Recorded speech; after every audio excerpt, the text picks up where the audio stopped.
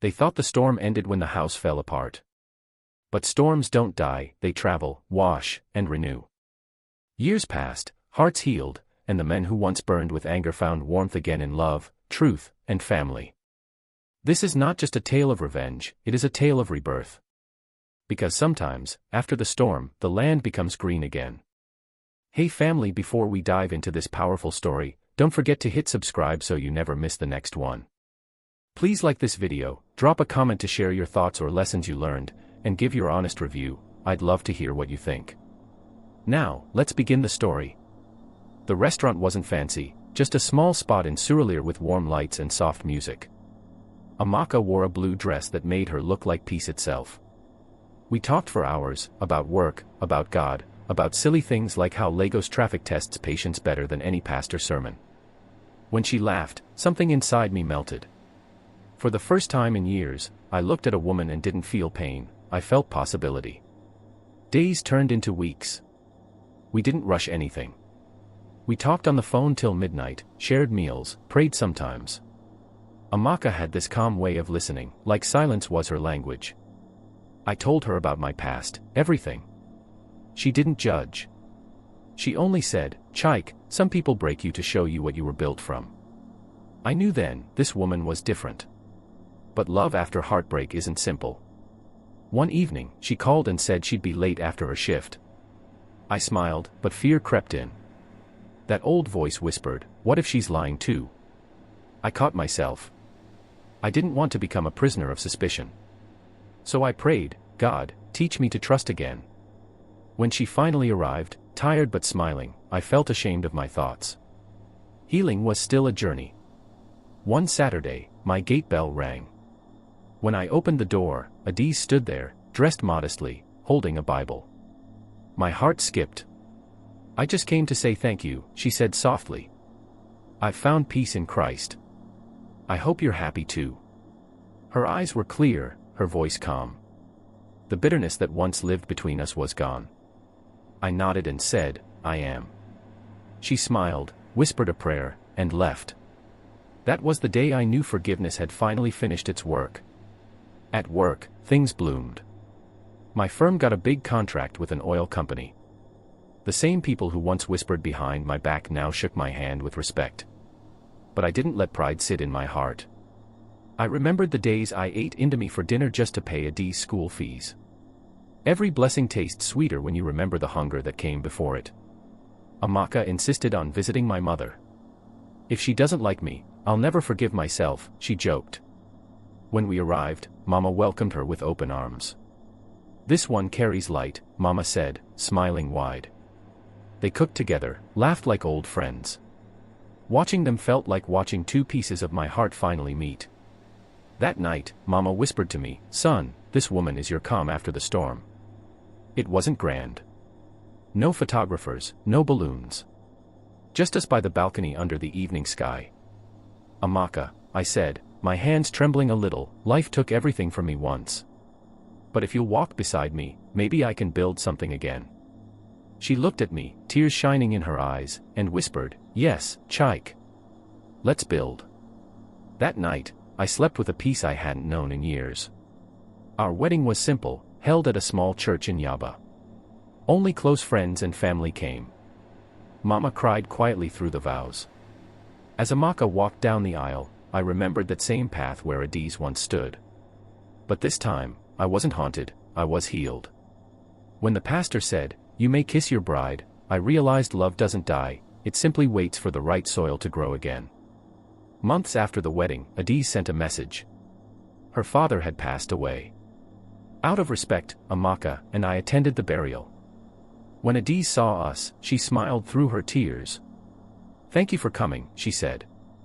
I squeezed her hand gently. "Be strong," I replied. As we left, Amaka whispered, "You did the right thing." Yes, forgiveness always feels right, even when it still hurts.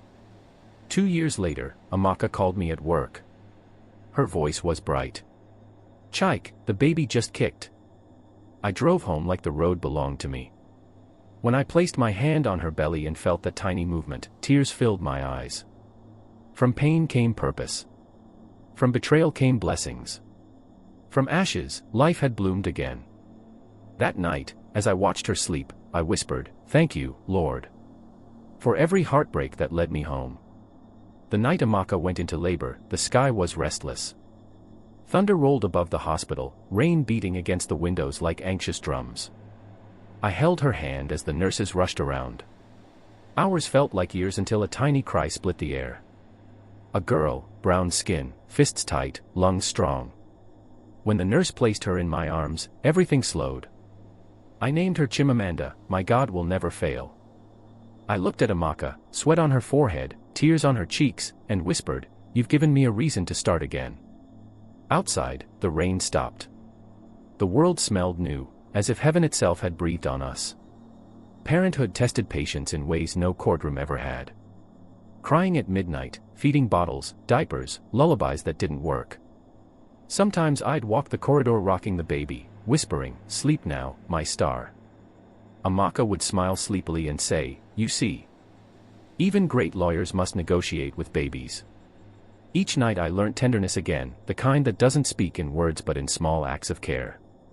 Mama arrived a month later, singing before she even entered the house.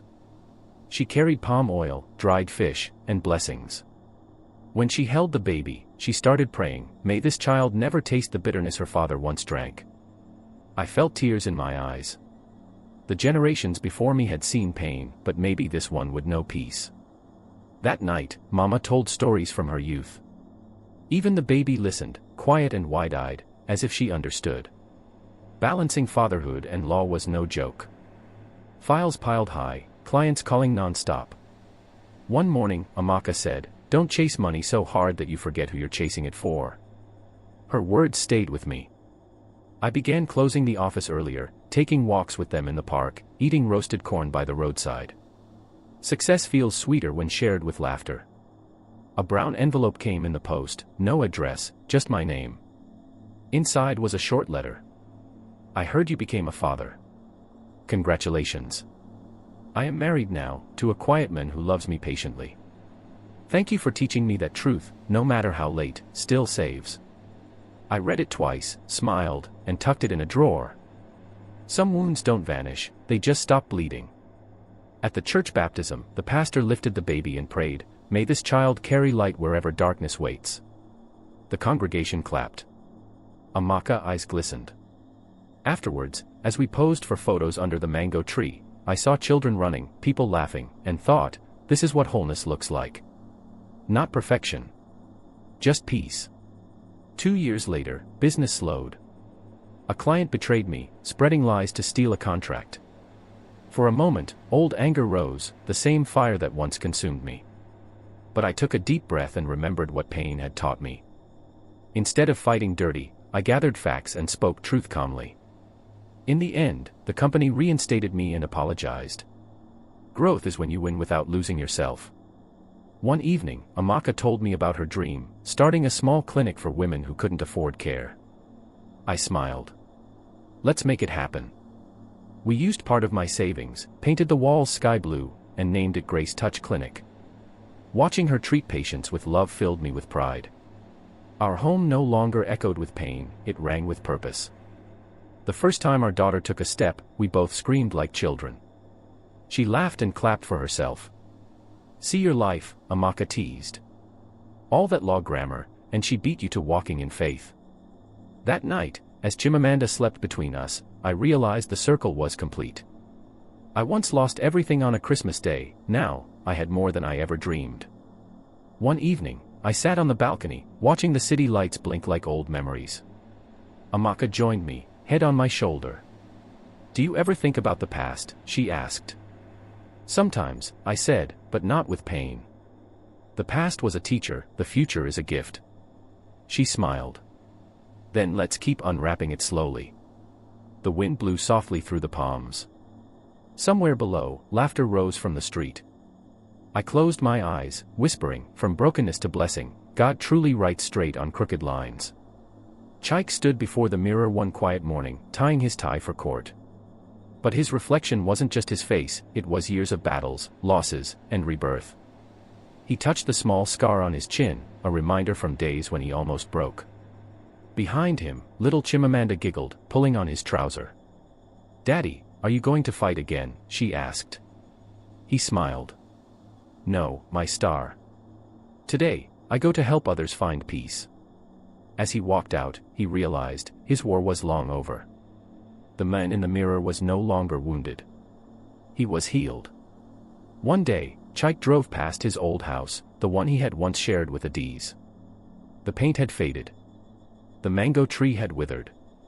It looked smaller, emptier. He parked for a moment, remembering laughter that turned to silence, love that became lessons. Then he whispered a quiet prayer, not of anger, but of release. "Let this house rest. Its season is done." When he drove away, he didn't look back. Sometimes freedom means walking past the places that once held your pain. Months later, Adiz's mother came to Chike's office. Age had softened her. "My son," she said, "I came to say sorry for all the pain my family caused." Chike stood and offered her water. "Mama, the past has already been buried. Don't carry its ghost." She cried quietly. "You have a good heart. God will reward you." He smiled gently. He already has. When she left, the air felt lighter, as if forgiveness itself had opened a window. A law school invited Chike to lecture part-time. Standing before young minds, he saw hunger, not for power, but for purpose. He told them, the law is not just for fighting. It's for restoring balance. After class, one student said, "Sir, your story changed how I see justice." Chike smiled. He didn't tell them the full story, they didn't need the pain. They only needed the wisdom it birthed. Amaka Clinic grew into a foundation helping single mothers. One day, she told Chike, "Do you know most women who come here were abandoned, just like I once felt?" He looked at her. "You're giving them what you needed, hope." She nodded. Pain doesn't have to end us. It can teach us how to hold others. Their love had matured into partnership, built not on fire, but on peace. At age 6, Chimamanda asked, "Daddy, why don't I have 2 grandmas?" Chike froze, then smiled softly. "You do, my star. Some grandmas live with us, others live in our stories." She nodded, satisfied, and ran off to play. That night, he told Amaka, "Children remind us how to heal without bitterness." Amaka kissed his cheek. Because they see love where we see wounds. Another Christmas arrived, 10 years after that dark one. No red envelopes this time. Only laughter, candles, and jollof rice scenting the air. Amaka wore a bright wrapper, Chimamanda danced to carols, and Chike watched them with quiet gratitude. He whispered to himself, "See how pain once planted joy." Outside, fireworks cracked in the sky. Inside, peace glowed brighter than the lights. At a conference, Chike unexpectedly met Adiz again. She looked older, gentler. Her husband stood beside her, polite and quiet. For a moment, the past flickered between them. Then she said softly, "You turned out well." He replied, "We both found our paths." They shook hands, not as enemies, but as people who survived the storm. When they parted, he felt nothing heavy, just the calm of closure. Years later, when Chimamanda turned 16, she found her father writing a book.